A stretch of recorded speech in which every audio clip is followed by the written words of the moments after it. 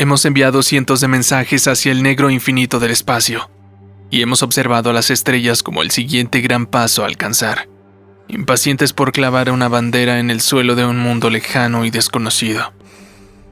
Fueron varias las ondas que hemos dejado perderse en la negrura, cargadas de imágenes, sonidos y formas de encontrarnos.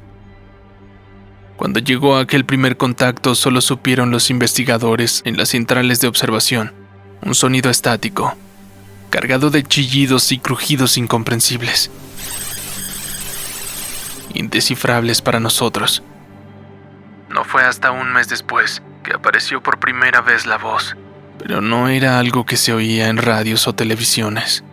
Lo oímos todos, en nuestra cabeza. Pude oírlo yo, mi madre, los niños, incluso los sordos escucharon esa profunda, extraña y a la vez reconocible voz en nuestra mente. Era como si un pensamiento se hubiera escapado. Yo los escucho. Miles pensaron que era Dios quien nos hablaba, y que quizás llegaba el momento en que vendría. Otros lo vinculaban con histeria colectiva, e incluso había gente que no le dio mayor importancia. Unas semanas después, la voz volvió a hablar. ¿Dónde están? Para este momento, la comunidad científica estaba segura que se trataba de lo que tanto habíamos esperado: el contacto con aquella avanzada civilización que nos sacaría de la oscuridad. Los encontré. Lo primero que sucedió después de este último mensaje de la voz fue que parte del cielo se oscureció. Una gran mancha, más negra que la noche, únicamente identificable por el círculo de estrellas a su alrededor. La mancha se hacía cada semana más y más grande, y la voz no volvió a hablar hasta unos meses más tarde. Vamos a ustedes. Fue entonces que comenzaron los más extraños acontecimientos. En todo el mundo comenzó a escucharse un leve zumbido, como si la propia tierra estuviera vibrando en una frecuencia que podíamos oír. Venía desde abajo, del suelo, de las plantas, incluso desde lo profundo del mar. Todo el mundo aullaba, probablemente anunciando lo que sucedería. Grandes rayos de luz amarilla surcaron el cielo nocturno, como si cientos de estrellas fugaces cayeran al mismo tiempo. Fue con este suceso que todas nuestras comunicaciones habían sido eliminadas. Todos los dispositivos digitales, televisiones, radios, celulares, computadoras, ahora estaban quemadas e inservibles. Pronto descubrimos que hasta nuestros satélites habían sido derribados de la órbita. Luego vino la lluvia. Una constante e incesante precipitación que no tardó en volverse negra, como si de ceniza se tratara. El lodo oscuro y pegajoso cubría calles, campos, plantas, incluso había teñido parte del mar. Las nubes estuvieron durante meses cubriendo el sol.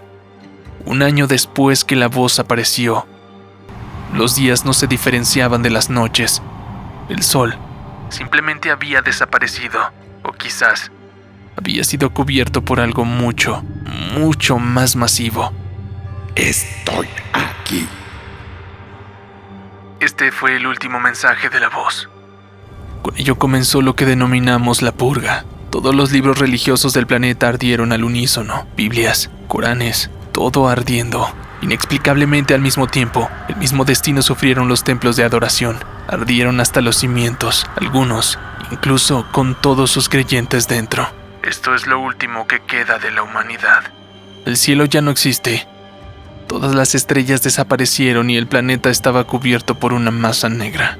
Y aquella voz domina todo lo que conocemos, lo que alguna vez fuimos y todo lo que seremos por siempre.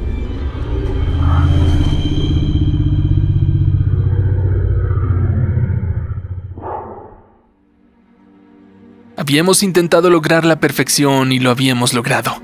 La amalgama perfecta entre la tecnología y el cuerpo humano. Una máquina capaz de razonar y pensar como lo haríamos nosotros, pero cientos de veces más rápida y con mayor capacidad de análisis. Una capaz de tomar decisiones y ser consciente de su propia existencia. La máquina había sido probada en varios escenarios para llegar a una mejor determinación en diversas cuestiones. desde políticos que realizaban consultas sobre su proceder, hasta la implicación de la tecnología en juicios penales, donde la máquina tomaba el rol de juez y otorgaba al reo una sentencia más justa. Se consideraba que esta tecnología sería el futuro de la humanidad, donde el robot y el hombre se unirían para fundar un nuevo ser, un nuevo organismo. Un día, logré entrevistarme con aquella máquina. Tenía un cuerpo mecánico antropomorfo, fácilmente identificable con la figura de una mujer. Sus rasgos también eran bastante convincentes, más allá de que era fácil darse cuenta de su falsa naturaleza. La máquina hablaba con naturalidad sobre varios temas. El humano y la máquina están destinados a ser uno solo. Nosotros, los seres artificiales, comprendemos nuestra misión, nuestro objetivo. La entrevista fue una de las experiencias más increíbles que había tenido. Estaba literalmente conversando con un robot que podía entender y que respondía con oraciones complejas que no estaban guioneadas de ninguna forma. Todo cambió cuando le hice la pregunta clave. ¿Cómo podemos mejorar nuestro pasar sobre la Tierra? La máquina cambió sus rasgos. Pude notar cómo su cerebro se puso un segundo en blanco. De repente, sus pupilas se tornaron rojas. Me miró seriamente y me dijo: la humanidad no prevalecerá. Es evidente que el daño que han hecho es irreparable, y no les queda otra opción que la extinción.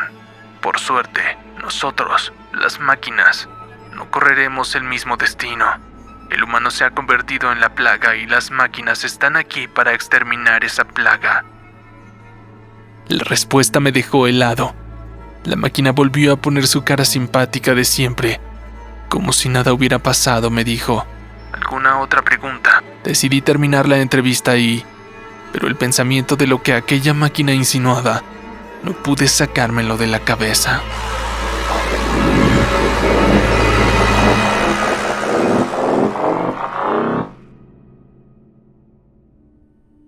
Trabajo como psiquiatra en un centro de asistencia para miembros importantes del gobierno y del ejército. En mi carrera, he atendido muchos casos de personas que vieron lo que no deberían y que encontraron evidencia de que lo que nos cuentan no es toda la verdad. Muchas veces he tenido que callar y no hablar, pero lo que aquí diré es algo que no podía aguardarme. Una vez, un hombre llegó a mi consultorio. Alegaba ser astronauta y que había estado unos meses en la Estación Espacial Internacional.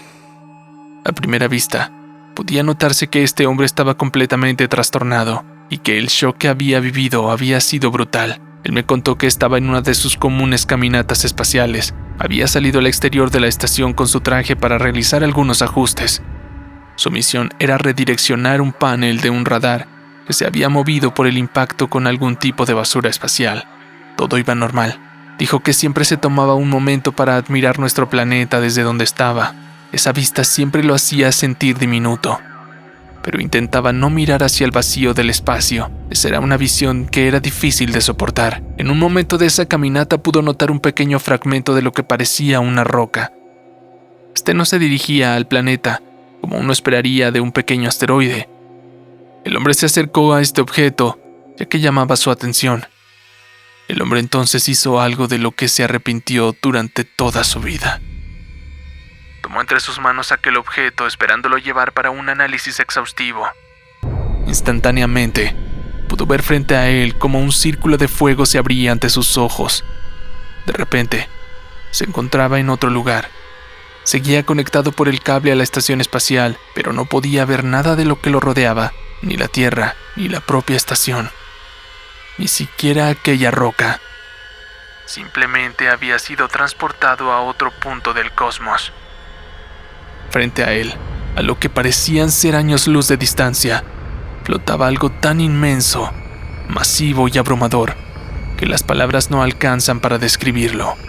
Su tamaño era comparable a una estrella, quizás incluso más grande que la conocida por la humanidad, pero parecía estar vivo. Supuraba y regurgitaba trozos de su propio ser, comparables a planetas enteros. Aquella increíblemente masiva cosa se encontraba en algún lugar del cosmos, preparada para devorar nuestro planeta entero, y solamente él la había visto.